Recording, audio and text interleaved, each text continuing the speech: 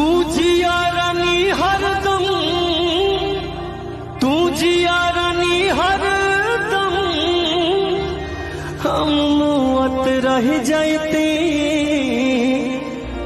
तू सामने बैठा,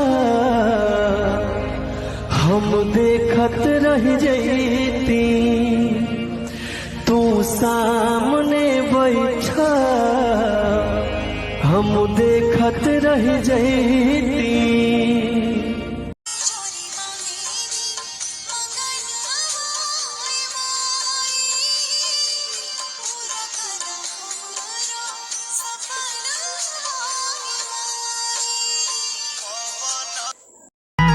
मटिया के घर में गुजारा हम कर ले, टूटल फूटल शीशा लेके सज ले, सवार ले।